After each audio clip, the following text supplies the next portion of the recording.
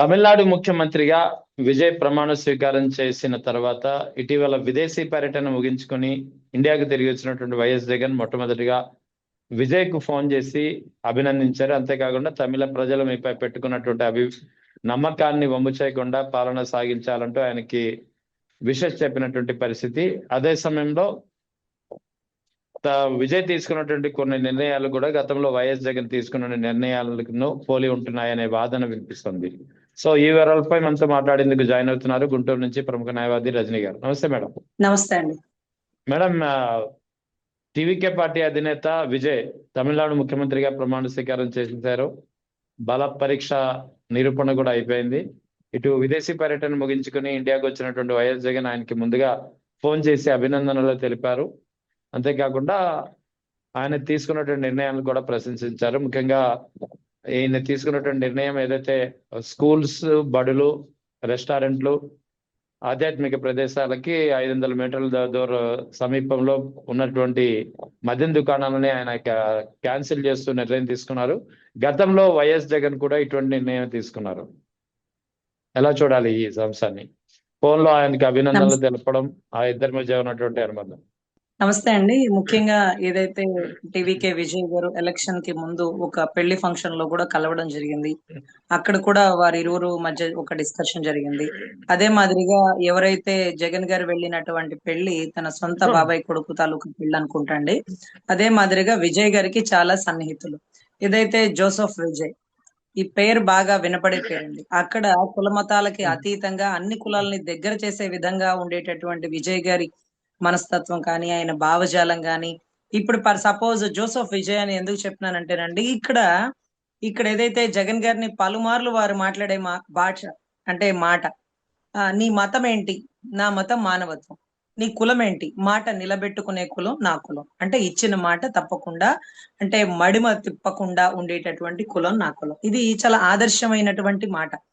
ఇదే పదాన్ని రేపటి రోజు విజయ్ గారు కూడా అదే వాడబోతున్నారు. ఎందుకంటే సనాతన ధర్మం అని ముందుకు తీసుకువెళ్తున్నప్పుడు ఏంటి నీ మతం? నువ్వు పక్క మతాన్ని గౌరవిస్తావా? గౌరవించవా? పక్క మతాన్ని అధపాతాళానికి తొక్కుతున్నారా?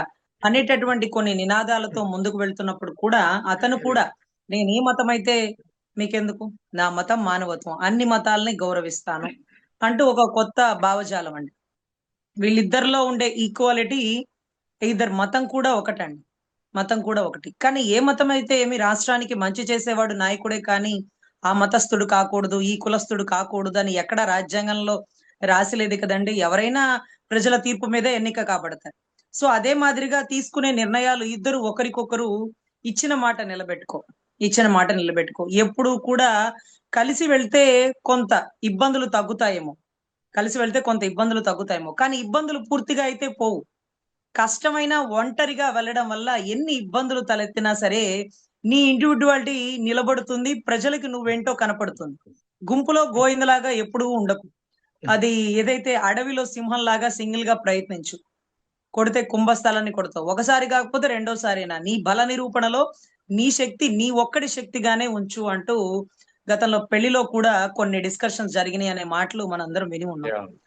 సో ఇప్పుడు ఆయనకి కంగ్రాట్స్ చెప్తూ కూడా ఆయన ఇచ్చేటటువంటి మెసేజ్, మనం ఉన్నా లేకపోయినా ప్రతి ఇంట్లో మన ఫోటో ఉండాలి, పేదలకి దగ్గరగా ఉండాలి.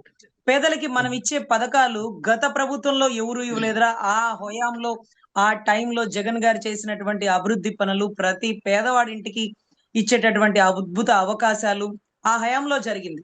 అంటే మనం చెప్పుకుంటాం సచివాలయం అనే ఒక వ్యవస్థ, రాష్ట్రంలో ఉండే ఒకే సచివాలయాన్ని సందుల్లో గొంతుల్లో కూడా సచివాలయం పెట్టి అధికారులని ప్రజలకి దగ్గర చేసినటువంటి ఒక గొప్ప ఆలోచన.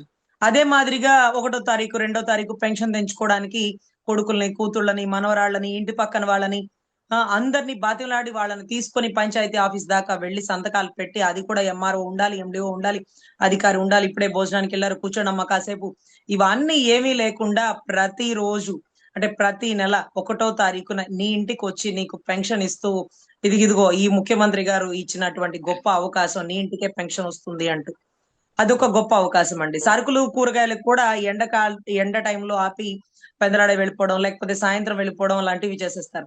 అలా కాకుండా ఇంటి ముందుకే సరుకులు, కూరగాయలు, అదే రకంగా ప్రభుత్వం నుంచి వచ్చేటటువంటి ప్రతి పథకాలు మాకు పథకం రావట్లేదని మామూలుగా వెళ్ళి కంప్లైంట్ ఇస్తామండి. ఎక్కడ ఇస్తాం? మామూలుగా అయితే ఈ సచివాలయం లేనప్పుడు ఎమ్మెల్యే దగ్గర గారే కంప్లైంట్ ఇస్తాం. లేకపోతే ఎంఆర్ఓ గారికి ఇస్తుంటాం.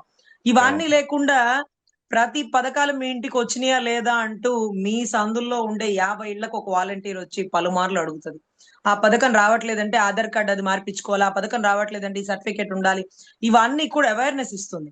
అంటే ఇక్కడ అతను ఎవరికి మంచి చేసినాడంటే ప్రతి పేదోడి ఇంటికి తనొక ఇంటికి పెద్ద బిడ్డలాగా నిలబడ్డాడని చెప్పాలండి. ఇటువంటి గొప్ప ఆలోచనలు విజయ్ గారు కూడా తీసుకొని ప్రతి పేదవాడింటికి అందుబాటులో ఉండేటటువంటి ఒక వ్యవస్థని సృష్టిస్తే పేదవాళ్ళ మనసు గెలుచుకుంటే చాలండి. ఎందుకంటే రేషియోలో 30% డబ్బున్న వాళ్ళు, 70% పేదవాళ్ళు, మధ్యరికం గల వాళ్ళు ఉంటారు సార్.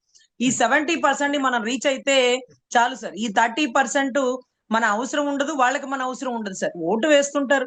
వాళ్ళకి ఎటువైపు కన్వీనియంట్ గా ఉంటాయి. ఈ 70% విధేయతగా, విశ్వాసాన్ని కలిగి ఉంటారు.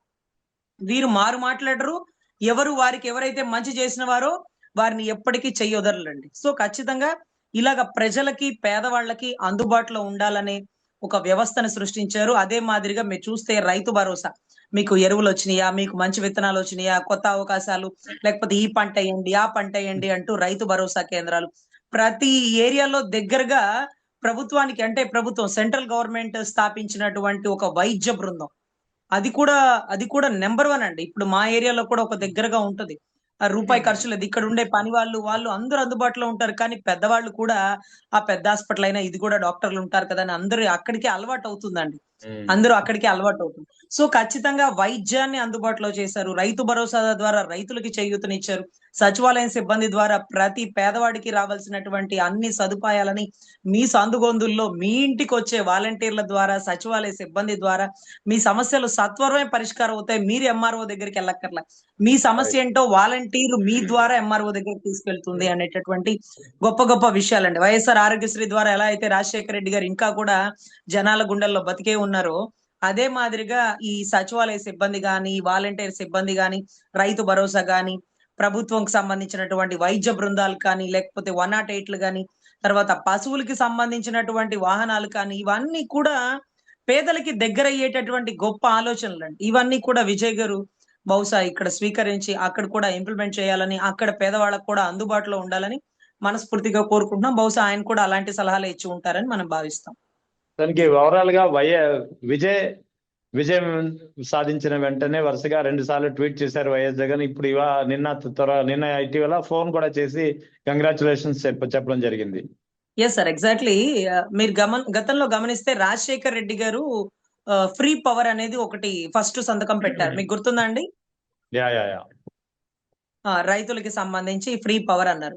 మొన్న ఈ మధ్య భువనేశ్వరి గారు మాట్లాడుతూ అది మీరు కూడా పెట్టొచ్చు కదా! మీరు కూడా గొప్పగా ఉంటారు. ప్రజల ఓటింగ్ పడుతుందని నేను చెప్తే, నేను చేయలేనివి చెప్పను. అలా చేయలేనివి సాధ్యం కానివి నేను చెప్పను అని ఆయన అన్నారు. ఆయన చాలా గొప్పగా ఆలోచిస్తారు అని ఆవిడ ఒక ఒక అంటే ఒక ప్రచారంలో చెప్పారండి. అంటే ఒకళ్ళ కరెంట్ ఫ్రీ అంటే ఆ కరెంట్ తీగల మీద బట్టలారేసుకోవడమే గాని కరెంట్ ఫ్రీ అనేది జరగదు అన్నారు. కానీ మొట్టమొదటి సంతకం రాజశేఖర్ రెడ్డి గారు ఉమ్మడి రాష్ట్రాలకు సంబంధించి ఫ్రీ పవర్ అనేది ఇష్యూ చేసినారండి. దాని పుణ్యం ఈ రోజు ఎంతో మంది రైతులు అప్పటి నుంచి ఇప్పటి వరకు కూడా దాన్ని కంటిన్యూ చేయాల్సినటువంటి అద్భుతమైన పథకం అండి. కోపం వచ్చి కూడా గత ప్రభుత్వం మీద ఆ పథకం ఆపేస్తే ప్రజలు తిరుగుబాటు చేసేస్తారు. తిరుగుబాటు చేసేస్తారు. ఆ పథకాన్ని మొట్టమొదటిగా తీసుకొచ్చి ఫస్ట్ పెట్టిన సంతకం ఫ్రీ పవర్. సో రైతులకి సంబంధించి. అదే మాదిరిగా ఇక్కడ ఏదైతే విజయ్ గారు కూడా 200 యూనిట్ల వరకు ఫ్రీ పవర్ అంటూ ప్రజలకి దగ్గరయ్యే ప్రయత్నంలో తన మొట్టమొదటి సంతకం తన మేనిఫెస్టోలో పెట్టిన దాన్ని నిరూపించుకునేటటువంటి ప్రయత్నంలో చేసినటువంటి మొట్టమొదటి సంతకం. సో అదే మాదిరిగా మీరు కూడా వినున్నారు. గతంలో పవన్ కళ్యాణ్ గారు చెప్పారు. నా మొట్టమొదటి సంతకం సుగాలి ప్రీతికి సంబంధించి కేసు మీదే అని. అంటే ఆ మాట ఇచ్చేటప్పుడు అది మనం చేయగలుగుతామా? చేయలేమా? అలా పెట్టే అవకాశం ఉంటదా? అది ఆల్రెడీ కోర్టులో కేసు జరుగుతుంది కదా! మన దగ్గర కూడా న్యాయ నిపుణులు, న్యాయ బృందం ఉన్నారు కదా! వీళ్ళ సలహా సూచనలు తీసుకొని కదా మనం ఒక స్టేట్‌మెంట్ బయటకి చెప్పగలిగేది. వన్స్ మనం ఒక స్టేట్‌మెంట్ బయటకి ఇచ్చేసినామంటే అది ఎలా అంటే మనం నోట నుండి ఒక మాట రాని వరకు, మాట రానంత వరకు మనం మాటకి రాజు అవుతామండి. ఎప్పుడైతే మన నోట నుంచి ఒక మాట బయటకొస్తుందో ఆ మాటకి మనం బానిసం అవుతాం. ఈ రోజు ఆ మాట ఆయన ఇచ్చినటువంటి స్టేట్‌మెంట్. ఆ స్టేట్‌మెంట్ ఏంటంటే మొట్టమొదటి సంతకం సుగాలి ప్రీతి కేసు మీద. సో ఇప్పుడు ఆ మాటకు ఆయన బానిస అయిపోవాల్సినటువంటి పరిస్థితి. సో ఆ మాట నిరూపించుకోలేనటువంటి పరిస్థితి. ఆ మాట నిరూపించుకోగలమా? మనం చేయగలమా? చేయలేమా? గత ప్రభుత్వంలో ముఖ్యమంత్రి ఎందుకు చేయలేకపోయారు? అది 18, 19లో జరిగినటువంటి కేసు కదా! సో ఆ ప్రభుత్వంలో సాక్ష్యాలు తారుమారైనయా? ఆ ప్రభుత్వంలో నేరస్తుల్ని ఎందుకు పట్టుకోలేదు? ఆ ప్రభుత్వంతోనే కదా మనం ఇప్పుడు కలిసి ట్రావెల్ చేస్తుంది. సో మరి ఆ ప్రభుత్వాన్ని మనమేమన్నా విమర్శించగలమా? ఆ ఉమ్. ప్రభుత్వంలో ఉన్నటువంటి ఆ ముఖ్యమంత్రి టైంలో జరిగిందని ఆ ముఖ్యమంత్రి గారి గురించి ఒక్క మాటైనా మనం ఎదురు మాట్లాడగలమా? సో ఒకటే గుర్తుపెట్టుకోవాలి సార్. కర్నూలులో కవాతు చేసినప్పుడు సుగాలి ప్రీతి గారి కేసు విషయంగా కవాతు చేసినప్పుడు అప్పుడుండేటటువంటి ముఖ్యమంత్రి గారు ఎప్పుడు రిస్ట్రిక్షన్స్ పెట్టలేదండి. మీరు కవాతులు చేసుకోండి.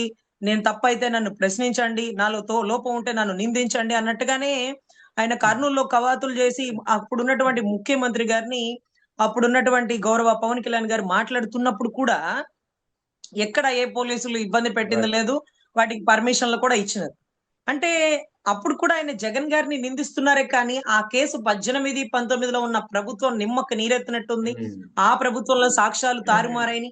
కళ్ళకు కట్టినట్టుగా ఒక మైనర్ బాలికని హాస్టల్‌లో జరిగినటువంటి ఘటన. అడుగడుగునా ఉండేటటువంటి సీసీ కెమెరాలు. ఆ బాలికకి రేప్ చేయబడిందా? లేకపోతే చంపబడిందా? లేకపోతే ఉరేసుకునే కష్టం ఏమొచ్చింది? ఉరేసుకునే అవకాశం లేనప్పుడు ఎవరు ఉరేశారని తేలికగా 2 సంవత్సరాల టైంలో చాలా ఈజీగా పట్టుకోగలుగుతారు. కానీ ఆ 2 సంవత్సరాలు ఆ ఆడబిడ్డకి న్యాయం జరగకపోగా తర్వాత గవర్నమెంట్‌లో కూడా ఆ తల్లి పోరాడుతుంటే, అప్పుడు కూడా న్యాయం దొరకని పరిస్థితుల్లో తమరు ప్రశ్నించినారు. సరే మన ప్రభుత్వం వస్తే నేను చేసేస్తానన్నారు. చెయ్యగలరా? చెయ్యలేరా? కనీసం సలహాతి కూడా తీసుకోకుండా అది ఎలా మనం ఒక స్టేట్‌మెంట్ ఇవ్వగలుగుతాం? ఈరోజు మీరిచ్చిన స్టేట్‌మెంట్ గురించే కదా తను అడుగుతుంది. సో, దయచేసి నాయకులు ఎవరైనా ఒక మాట తన నోట నుంచి వచ్చేటప్పుడు చుట్టూ ఉండే న్యాయ నిపుణులు, తమరి ఓఎస్‌డీలు వీళ్ళందరి మాట తీసుకోవాలండి. ఎందుకంటే సీజ్ ద షిప్ అన్నప్పుడు మీరు మీ చుట్టూ ఉండే అనుచరులు ఎవరైతే ఓఎస్‌డీలో లేకపోతే మీ పర్సనల్ సెక్రటరీలో లేకపోతే మీ మంత్రుల్లో పౌర సరఫరాల మంత్రుల్లో అడిగుండాల్సింది. ఆ షిప్‌ని మనం సీజ్ చేయగలమా అని. నిన్న మొన్న పోర్ట్ ఏరియాలోని అనుకుంటండి. మొన్న జగన్ గారు వెళ్ళినటువంటి పోర్ట్ ఏరియాలో ఒక పల్లెకారులకి సంబంధించి ఒక ఏరియా నుంచి ఒక బోట్‌లొచ్చినాయండి. చెన్నై నుంచే కదండీ వచ్చిన బోట్‌లు. అవునండి, అవును. చెన్నై నుంచి వచ్చిన బోట్‌లని పోలీసులు ఎఫ్ఐఆర్ చేసి సీజ్ చేశారు. అంటే ఈ ఐటెము సీజర్ ఐటెమ్స్ అన్నమాట. వీటిని వీళ్ళు కోర్ట్‌కి ప్రొడ్యూస్ చేసుకోవాలి. ఆ ఫోటోస్ తీసుకెళ్ళి చూపించాలి. కోర్ట్‌కి ప్రొడ్యూస్ చేసుకోవడం అంటే పడవల్ని బోట్‌లో తీసుకెళ్ళి లేకపోతే లారీలో తీసుకెళ్ళి చూపించడం కాదు. ఆ ఐటెమ్‌ని మనం సీజ్ చేసాం. వాళ్ళు వచ్చాక మాట్లాడుకున్నాక చర్చల అనంతరం కోర్టు నిర్దేశాల మేరకే దాన్ని విడిపించాలా. ఇది మన పరిధి. మన పరిధిలో వాళ్ళ బోట్‌లొచ్చినా, వాళ్ళ షిప్‌లొచ్చినా మామూలుగా అయితే అది ఇంటర్నేషనల్ కేస్ అయిపోయుండేది. అది చిన్నపాటి బోట్‌లు కాబట్టి పోలీసులకు అధికారం వచ్చింది. ఆ సీజ్ చేసిన బోట్‌లనే వాళ్ళు కాపాడుకోలేకపోయారు. అవి కూడా వాటిని తరలించుకొని వెనక్కి పంపించేసినారు. ఎవరి హయాంలో? ఎవరి హయాంలో? సో, అప్పటి వరకు బొమ్మిడి నాయకర్ గారని ఒక ఎమ్మెల్యే గారు ఉండేవారండి జనసేన తాలూకా. ఉమ్. ఆయన ఒక రోజు సెక్రటేరియట్‌కి కూడా ఆ చేపలు వాడ గెటప్ వేసుకొని వచ్చినారండి. మాకు చాలా సంతోషం అనిపించింది. సో, అటువంటి మత్స్యకారులకి ఆయన తోడుగా నిలబడతాడేమో అనుకున్నాం. కానీ ఈరోజు మత్స్యకారులకు సంబంధించిన పోర్ట్ ఏరియాలో బోట్‌లు పోయినప్పుడు, వాళ్ళందరూ సమ్మె చేస్తున్నప్పుడు, వాళ్ళందరూ పోలీస్ స్టేషన్‌లో గొడవ చేస్తున్నప్పుడు, ఈ మత్స్యకారుల కోటా నుంచి ఎంపికైనటువంటి ఎమ్మెల్యే గారు వాళ్ళ తాలూకా ఎందుకు మాట్లాడలేదు? ఆ ఆ రైట్, రకమైన రైట్, రైట్. కేసుల్లో ఆ బోట్‌లు ఎలా తరలిస్తారని ఎందుకు అడగలేదు? రైట్, వారి తరపున నిలబడతానన్నటువంటి పవన్ కళ్యాణ్ గారు ఎందుకు ప్రశ్నించలేదు? బోట్‌లు రైట్, ఎలా రైట్. మిస్ అయినయి? మత్స్యకారులకు మీరెందుకు మోసం చేస్తున్నారు? ఇవన్నీ ఎందుకు అడగలేదు? సో, ఇలా ఉమ్. ఇలా ప్రశ్నించవలసినటువంటి వ్యక్తి ప్రశ్నించకపోతే ప్రతి ఒక్కరికి తప్పాలు, అనుమానాలు తలెత్తుతాయండి. అది what ever it may be. ఇక విజయ్ తీసుకున్నటువంటి ఒక నిర్ణయం ప్రధానంగా ఏం, ఆ, స్కూల్స్, రెస్టారెంట్స్, తర్వాత టెంపుల్స్, వీటికి 500 మీటర్స్ సరౌండింగ్ లో ఉన్నటువంటి లిక్కర్ షాప్స్ ని ఆయన దాదాపుగా 713 షాప్స్ ని ఆయన క్యాన్సిల్ చేస్తూ ఉత్తర్వులు జారీ చేశారు. గతంలో వైఎస్ జగన్ హయాంలో కూడా ఊరికి వెలుపలే లిక్కర్ షాప్స్ ఉండేలా ఆయన చాలా వరకు ప్రయత్నాలు తీసుకున్నటువంటి పరిస్థితి. సో ఈ రెండింటిని ఎలా చూడాలి? సార్ అది జగన్ గారే కాదండి. గతంలో పవన్ కళ్యాణ్ గారు కూడా ఒక స్టేట్మెంట్ ఇచ్చినారండి. ఏ ఊరైతే ఆడబిడ్డలందరూ కలిసి ఈ ఊర్లో బెల్ట్ షాపులు ఉండకూడదంటారో ఆ ఊర్లో బెల్ట్ షాపులకి పర్మిషనే లేదు. మీరందరూ తీసుకున్న నిర్ణయానికి లోబడి ఆ ఏరియాలో పరిసర ప్రాంతాల్లో బెల్ట్ షాపులు పెట్టం అంటూ కూడా పబ్లిక్‌గా ప్రచార బృందంలో ఆయన ఇచ్చినటువంటి బృందంలో ఆయన ఇచ్చినటువంటి స్టేట్మెంట్. మాటలు ఉమ్. ఎవరైనా మాట్లాడతారు కానీ చేతలు ఎంత వరకు జరుగుతాయో కూడా యా. అది చాలా ఆశ్చర్యార్థకరం.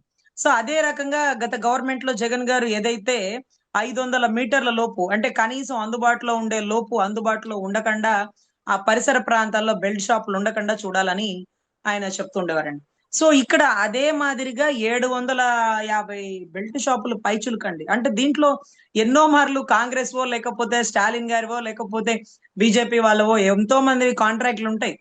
ఆయన మీద భారీ ప్రెజరే వచ్చుండాలి. ఎందుకంటే ఈ షాప్ మా వాళ్ళది, ఇక్కడ బాగా నడుస్తుంది, ఇక్కడ ఎలా తీసేయమంటావు, హూ ఆర్ యూ అనొచ్చు. అప్పుడు ఏం రత్నం గారి సినిమా ఒకే ఒక్కడులో సీఎం, ఒక్కరోజు సీఎం అర్జున్ ఉంటాడు చూడండి, ఎంత చక్కగా అనిపిస్తుందో మా అందరికి. అదే అదే మాదిరిగా ఎవరు మీరు అంటే సీఎం, ఒక్కటే మాట, ఎవరు తీసేయమన్నారు, సీఎం. అంటే అంత అత్యున్నతమైనటువంటి పదవిని ఎవరు ఎంత గొప్పగా నిర్వహించారు అనేది ప్రజలు గమనిస్తున్నారండి. ఈ రోజు విజయ్ గారు స్కూల్ పరిసర ప్రాంతాల్లో, గుడి పరిసర ప్రాంతాల్లో ఏదైతే అంటే విద్యాలయాలు, వైద్యగల వీటన్నిటికీ దగ్గరలో బెల్ట్ షాపులు ఉండడం వల్ల ముఖ్యంగా ముఖ్యంగా అది చాలా ఇబ్బందులు, ఒకటి భక్తులకి, లేకపోతే స్కూల్ పిల్లలకి, లేకపోతే కళాశాలకు వచ్చేటటువంటి విద్యార్థులకి, వీటన్నిటి ఇబ్బందులని ముందుగా తెలుసుకున్నటువంటి ఒక గొప్ప మహోన్నత వ్యక్తి గౌరవ సీఎం గారు ఇమ్మీడియట్ గా వాటిని క్లోజ్ చేశారు. దానివల్ల ఆయా వ్యక్తులకి ఎంత నష్టం ఉంటుందో తెలుసా? చాలా మంది ఎమ్మెల్యేలకి ఎంత నష్టం ఉంటుందో తెలుసా? అయినా సరే మీరు నష్టపడిపోయినా పర్లేదు, ఏ ప్రజలకి కష్టం ఉండకూడదు, ఏ విద్యార్థులకి, ఏ భక్తులకి అంటూ ఇచ్చినటువంటి గొప్ప ఆదర్శమైనటువంటి నిర్ణయం అండి. ఈ మధ్య కాలంలో మేము కూడా చాలా అసలు 500 మీటర్లు కాదండి, ఆ దగ్గర పరిసర ప్రాంతాల్లో ఆనుకునే 2-3 షాపుల పక్కనే ఇస్కాన్ గుడి కొత్తగా పెట్టిందండి మా జేకేసీ కాలేజ్ లో. దానికి 2-3 షాపుల పక్కనే ఒక బెల్ట్ షాప్. అవి ఇప్పుడు వచ్చేసినవి. ఈ ప్రభుత్వం వచ్చాక ఎన్ని బెల్ట్ షాపులు వచ్చేసినో లెక్క వేసేసుకోవాలి. ఎందుకంటే గతంలో ఇక్కడ లేదు, ఇప్పుడు వచ్చింది. అవి ఏంటో మీరు కింద పెట్టండి, ఏ ఏ ఊర్లలో పెట్టండి కామెంట్ బాక్స్ లో. ఎంత ఆశ్చర్యం అవుతుందంటే, గతంలో ఆ ఏరియాలో బెల్ట్ షాపు లేవు, ఇప్పుడు అదే ఏరియాలో 3-4 వచ్చేస్తున్నాయి. అంటే పలానా ఎమ్మెల్యే గారి తాలూకా, ఎంపీ గారి తాలూకా. సో ఇటువంటి పరిసర ప్రాంతాల్లో ఈ బెల్ట్ షాపులని ఇమీడియట్ గా నివారించడం అనేది చాలా ధైర్యంతో కూడినటువంటి నిర్ణయం అండి. గెలిచిన తర్వాత స్టాలిన్ గారి కాళ్ళు పట్టుకొని ఆయన నమస్కరిస్తూ, ఆయన బ్లెస్సింగ్స్ తీసుకుంటూ కూడా ఆయన చెప్పిన ఒకటే మాట, ఇక స్టార్ట్ అయ్యింది, అన్నిటికీ సిద్ధం అవ్వండి అంటూ ఏమన్నా హింట్ ఇచ్చినారేమో. ఫస్ట్ 500 మీటర్ల పరిసర ప్రాంతాల్లో తీసేసిన బెల్ట్ షాపుల్లో 80% స్టాలిన్ గారి తాలూకా ఏమన్నమాట. సో ఆయనకి జరిగిన నష్టం అవనండి, కానీ ప్రజలకు జరగబోయే లాభం అవనివ్వండి, అది రాష్ట్రం గర్వించదగినటువంటి నిర్ణయంగా మనం భావించాలండి. ఇక పోక్సో చట్టం గురించి మాట్లాడుకోవాల్సిన అవసరం ఉంది. పోక్సో చట్టం కింద కేసు నమోదైంది. కేంద్ర హోంశాఖ సహాయ మంత్రి బండి సంజయ్ కుమారుడు బండి భగీరథ్. అయినా సరే ఇప్పటివరకు చర్యలు తీసుకోలేదు. ఆయన ఎక్కడున్నాడో తెలియట్లేదు, పోలీసులు గాలిస్తూనే ఉన్నామని చెప్తున్నారు.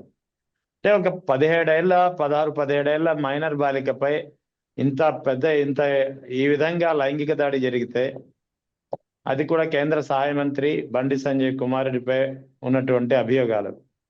అంటే ఇప్పటి వరకు ఇంకా అరెస్ట్ చేయలేకపోవడం, అసలు ఏం జరుగుతుంది, వ్యవస్థ ఏం చేయాలంటే ఏం చెప్తారు? సార్ ఈ కేసు నేను చూసినాను సార్. పాప పేరు గాని, ఆ పాపకు సంబంధించిన వివరాలు కానీ మనం ప్రస్తావించడం కరెక్ట్ కాదు. కానీ ఏదైతే బండి భగీరథ, సాయి భగీరథ అనుకుంటా తన పేరు.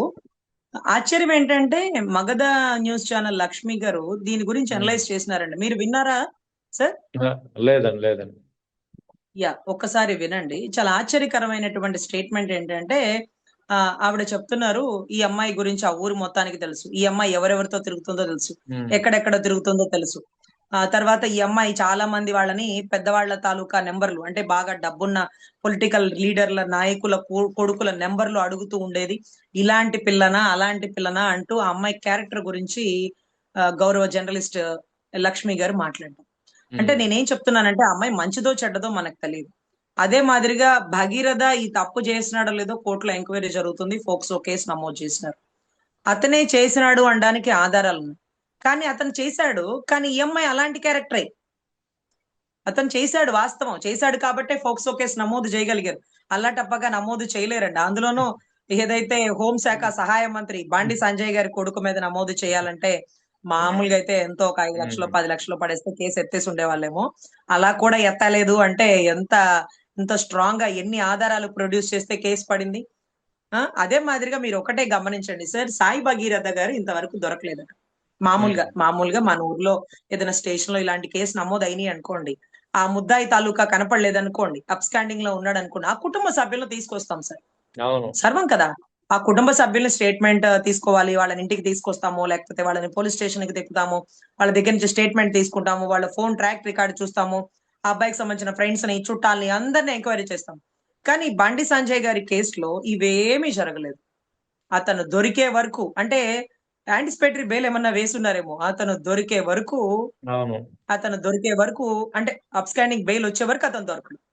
కానీ ఫోక్సో కేసులో యాంటిసిపేటరీ బెయిల్ శాంక్షన్ అవ్వదు.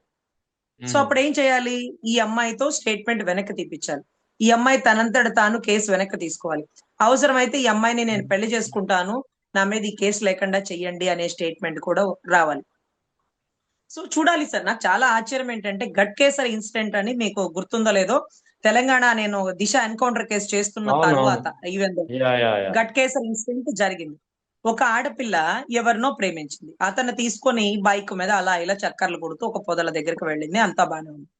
టైం లేట్ అయిపోయింది. 4కి 5కి రావాల్సిన పిల్ల 7, 8 అయిపోయింది. బాయ్ ఫ్రెండ్ తో అటు ఇటు తిరగబట్టి. ఆ 7కి వచ్చాక ఫోన్ చేసినారు. వాళ్ళ అమ్మగారు ఎక్కడున్నావు? ఎక్కడ చచ్చావంటే, లేదు లేదమ్మా నన్నెవరో ఆటో వాళ్ళు కిడ్నాప్ చేశారు. నేను ఇక్కడ తప్పించుకొని ఎంతో కష్టంగా బయటకు వస్తున్నానమ్మా. నాకు చాలా టెన్షన్ గా ఉంది. నువ్వేం భయపడకు, నేను వచ్చేస్తున్నాను అంటూ ఇంటికెళ్ళింది. ఇంటికెళ్తే ఆ అమ్మాయి ఇంటికి వచ్చేసింది కదా! వాళ్ళ అమ్మగారు చూడు అదిగో ఆటో వాళ్ళు నా బిడ్డని కిడ్నాప్ చేశారంట. నా బిడ్డ ఒంటి నిండుగా ఇదిగో ముళ్ళ పొదలతో ఉండేటటువంటి గాయాలు కూడా అయినాయి.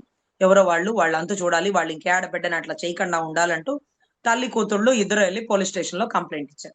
ఉమ్, అప్పట్లో లారీ కేసు నడుస్తూ ఉంది. మీకు బాగా గుర్తుండాలి. దిశ ఉమ్, ఉమ్, ఎన్కౌంటర్ ఉమ్. Lorry case. Yeah yeah. Lorry వాడు ఎలా చేశాడని అవును. ఆ ఒక నలుగురు బూచోళ్ళలాగా ఉన్నారనగానే ఒక నలుగురిని తీసుకొచ్చేసి బోన్ ఎక్కిచ్చేసి అరెస్ట్ చేసేసి తర్వాత ఎన్కౌంటర్ చేసేసి అంతా చూసేసినారు. మీ తెలంగాణ హీరోయిజం అంతా రాష్ట్రాలు దేశాలు చూసేసినారు. మరి అదే ఉమ్, మాదిరిగా గట్కేసర్ ఇన్సిడెంట్ కూడా అప్పుడు కూడా ఆ గౌరవ్ సజ్జనార్ గారే ఉన్నారు ఆ టైంలో కూడా. ఇమ్మీడియట్ గా ఆయన కూడా ఒక ఆటో వాడు ఒక నలుగురు అన్నారు కదా! ఆ నలుగురు ఏంటో బాగా అచ్చొచ్చింది తెలంగాణకి. నాకైతే ఆశ్చర్యం. ఇమ్మీడియట్ గా ఆటో వాళ్ళ నలుగురిని తెచ్చేసినారు. వీళ్ళే వాళ్ళు అమ్మాయిని రేప్ చేసినారు. బలంగా ఒకడు చీర లాగినాడు, ఒక డ్రెస్ లాగినాడు, ఒకడు ఆటో ఎక్కించుకున్నాడు. అబ్బబ్బబ్బబ్బా! అసలు బోయపాటి కూడా ఇన్ని డైలాగ్స్, ఇన్ని త్రివిక్రమ్ గారు ఇన్ని రాయలేరేమో అంత స్టోరీ రాసేసినారు. తర్వాత ఏమైంది? ఆటో వాళ్ళందరూ ఒక యూనియన్ గా వచ్చేసినారు. మనల్ని కూడా ఇవాళ రేపు ఎన్కౌంటర్ చేసేస్తారా? అందరూ ఒక తాటి మీద నిలబడిపోతే ఇవాళ వాడు రేపు ఇంకొకడు అని ఆటో వాళ్ళు మొత్తం ఊరంతా ధర్నా చేసేసి ర్యాలీలు చేసేసినారు. అప్పుడు సీసీ కెమెరాలు గనక వీడియో బయటకు తీసినప్పుడు తెలిసింది ఏంటంటే ఆ అమ్మాయి తనంతట తానే ఆటో ఎక్కింది, తనంతట తానే ఆటో దిగింది. మధ్యలో ఏదో జరిగింది. సో అప్పుడు ఇదెందుకు చెప్తున్నానంటే ఆ అమ్మాయి తెలుసో తెలియకో తప్పు చేసింది. వాళ్ళ అమ్మకి భయపడి అబద్ధం చెప్పింది. సరే దానివల్ల ఒక నలుగురు ఆటో వాళ్ళు బలైపోబోయారు. జస్ట్ లో మిస్ అయ్యారు. కానీ రాష్ట్రం మొత్తం ఆ అమ్మాయి అలాంటిది, ఆ అమ్మాయి ఇలాంటిది, ఆ అమ్మాయి ఎవడితో తిరగడానికి పోయి ఆటో వాళ్ళని బలి చేసిద్దా, ఇలాంటి తప్పుడు దాన్ని కన్న వాళ్ళు వాళ్ళెంత బతుకులు, ఉమ్, ఇది అందరితో తిరిగిద్ది, దీని బతుకు అలా అలా ఇలా అనేటప్పటికి ఆ పాప హాస్పిటల్ నుంచి రావడం సూసైడ్ చేసుకొని చనిపోయింది. ఉమ్, అవును. సరే ఇక్కడ ఎవరు మంచి, ఎవరు చెడ్డ అని ఎంచడానికి మనమెవరు? ఈ అబ్బాయి అమ్మాయిని రేప్ చేసేసాడు అనంగానే పోలీసులు చెప్పి వెంకట పెట్టగానే క్యాండిల్స్ తీసుకొని రోడ్డు మీదకి వచ్చేస్తాను చూడండి. వాళ్ళని చూస్తుంటే నాకు చాలా అమాయకంగా అనిపిస్తది. అంటే మీకు తెలుసు మనకి ఏదైతే ఆయిషా మీరా హత్య కేసులో సత్యం బాబుని కూడా అవును. చంపేయండి అని క్యాండిల్స్ బయటికి తీసుకొస్తే ఆ రోజు గనక సత్యం బాబు చనిపోయి ఉంటే 7 సంవత్సరాల తర్వాత సత్యం బాబు నిర్దోషిగా బయటకు వచ్చి ఉండేవాడు కాదు సార్. ఆ రోజు ఎన్కౌంటర్ చేసినటువంటి తెలంగాణలో దిశ ఎన్కౌంటర్ హీరో అయినటువంటి గౌరవ్ సజ్జనర్ గారు ఇప్పుడు కూడా అదే రాష్ట్రానికి సిపిగా ఉన్నారు. సో అటువంటి టైంలో మళ్ళీ ఆయన టైంలోనే ఒక మైనర్ బిడ్డ మీద ఒక రాజకీయ నాయకుడి కొడుకు దాడి చేసిన పోక్సో కేసు నమోదైతే ఆ బుల్లెట్లు పేల్తాయా? బుల్లెట్లు పేలమని న్యాయవాదులుగా మేము ఎప్పుడు చెప్పమండి. ఎందుకంటే చట్టాన్ని చేతిలోకి తీసుకోవద్దు. అవును. కనీసం అరెస్ట్ చేయగలరా? అరెస్ట్ అది. చేయగలరా? సాక్ష్యాల్ని తారుమారు చేయకుండా ఆ బిడ్డ ఇచ్చినటువంటి స్టేట్మెంట్లు, మెడికల్ ఎవిడెన్స్ ని పట్టి అతన్ని అరెస్ట్ చేయగలరా? అరెస్ట్ అంటూ అయితే కనీసం 60 రోజులు పైచిలుకు వరకు పోక్సో కేసులో బెయిల్ రాదు. మీకు తెలుసా? సో ఇంత స్ట్రిక్ట్ గా ఉండే రూల్ ని గౌరవ స్ట్రిక్ట్ ఆఫీసర్ సజ్జనార్ గారు ఇంప్లిమెంట్ చేయగలుగుతారా? అదేంటి ఆవలిస్తే పేగులు లెక్క పెట్టగల సజ్జనార్ గారు బండి సంజయ్ గారి కొడుకుని ఇంతవరకు పట్టుకోలేకపోవడం, దొరకలేకపోవడం చాలా ఈజీగా పట్టుకోవచ్చు కదా! పెద్దింటి బిడ్డ కదా!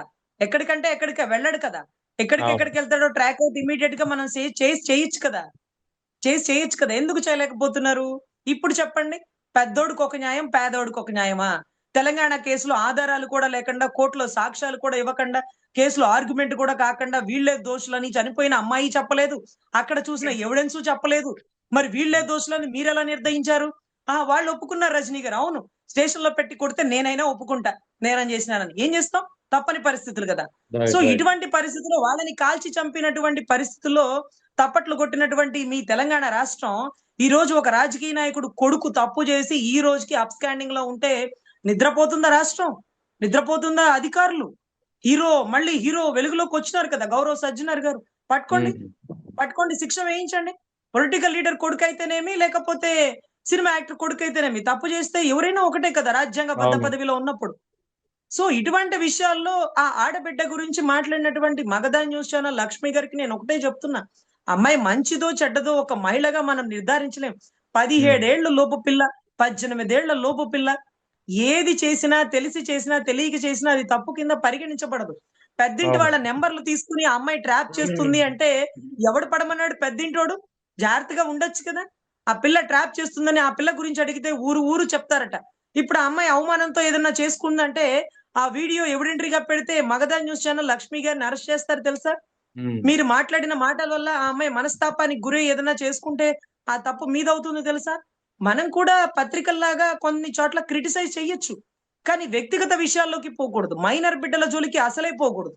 ముఖ్యంగా ఆడబిడ్డల జోలికి మనం తెలిసి చేసినా, తెలియక చేసినా వారు తప్పు చేశారని మనం ఎప్పుడు మాట్లాడకూడదు. తప్పెవరు, ఒప్పెవరు నిర్ధారించాల్సింది న్యాయస్థానాలు. సో, ఆవిడకే కాదండి, ఏ జర్నలిస్ట్ విభాగానికి కూడా నేను ఒకటే రిక్వెస్ట్ చేస్తున్నా. మహిళలు తెలిసి చేసినా, తెలియక చేసినా మైనర్ బిడ్డల విషయంలో ఆవిడ అలాంటిది, ఆవిడ ఇలాంటిది ఊరు మొత్తం చెప్తారు. ఆవిడ ఎవరెవరితో తిరుగుతుందో, పెద్దింటోళ్ళ నెంబర్లు తీసుకుంటుంది. అయినా ఆవిడ వయసెంత? 17 ఆవిడ రేషన్ కార్డ్ ఏంటి? ఆవిడ 10th క్లాస్ ఇవన్నీ మనకెందుకు? ఇవన్నీ మనకెందుకు? అవును. సిట్ విచారణలో ఉండే కేసులో 10th క్లాస్ సర్టిఫికేట్ గురించి మీరు మాట్లాడుతున్నారా? తెలంగాణ దిశ ఎన్‌కౌంటర్ కేసులో అందరూ మేజర్‌లని చెప్పిన సజ్జనర్ గారిని ముగ్గురు మైనర్‌లని చెప్తూ వాళ్ళ స్కూల్‌కెళ్ళి 10th క్లాస్ సర్టిఫికేట్ తీసుకొచ్చి సిర్పుర్కర్ కమిషన్ ముందు ప్రొడ్యూస్ చేసినప్పుడు నలుగురు మైనర్‌లో, అంటే మొత్తం నలుగురు మేజర్‌లో ముగ్గురు మైనర్‌లు, ఒక్కడే మేజర్ అని నిర్ధారించారు. మరి అంత గొప్ప సజ్జనర్ గారు నలుగురు మైనర్‌లని తెచ్చిన ఆధార్ కార్డులు, నేను కోర్ట్‌లో ప్రొడ్యూస్ చేసినవి 10th class mark list, 7th class school study certificates, వాళ్ళ బర్త్ సర్టిఫికేట్స్. సో కోర్ట్ దేన్ని కన్సిడర్ చేస్తది? ఆధార్ కార్డ్‌నా లేకపోతే స్కూల్ సర్టిఫికేట్‌నా? స్కూల్ సర్టిఫికేట్‌ని కన్సిడర్ చేస్తది. ఆధార్ కార్డ్‌లో అంతే, అంతే. ఏమైనా మార్చేసుకోవచ్చు. వయసు పెరిగిందనొచ్చు, తగ్గించనొచ్చు, పేర్లు మార్చుకోవచ్చు. సో ఇటువంటి పరిస్థితుల్లో మీరు దయచేసి ఆ అమ్మాయి మైనరా, మేజరా అని నిర్ధారించడానికి కూడా పత్రికా పరిధి చాలా చిన్నది. దయచేసి ఆడబిడ్డ, అందులోను మైనర్ విషయంలో, అందులోను బాధితురాలి విషయంలో ఏ పత్రికా స్వేచ్ఛ కూడా ఇక్కడ ఉండబడదు. ఆ అమ్మాయికి రైట్. ఏదైనా బాధపడి ఏదైనా చేసుకుంటే దయచేసి దాని గురించి మాట్లాడిన వారు దానికి కారకులవుతారు. So right. ఇటువంటి విషయాల్లో మనము అందరు రిపోర్టర్లకి ఒక ఇన్‌స్ట్రక్షన్ ఇవ్వాలండి. ఇది సిట్ కేసు జరుగుతుంది. ఆ అమ్మాయి మంచిదా, చెడ్డదా అనేది కోర్టు నిర్ధారిస్తది. కానీ చెడ్డ వ్యక్తికైనా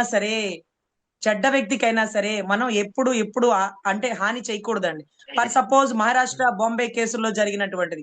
ఒక వేశ్యని ఒక పోలీసు వాడు జుట్టు పట్టుకొని వెనక్కి లాగి ఆమెతో తప్పుగా ప్రవర్తించాడట. అప్పుడు కోర్టులో చెప్తుంది ఆవిడ, నా మీద ఇలాగ దురుసుగా ప్రవర్తించాడండి ఎస్ఐ గారు అంటే, సార్ అది వేశ్య సార్. అది వేశ్య. ఉమ్. అది వేశ్య. తనకిష్టం వచ్చిన వారితో డబ్బు తీసుకొని పని చేస్తుంది. నువ్వెవరు?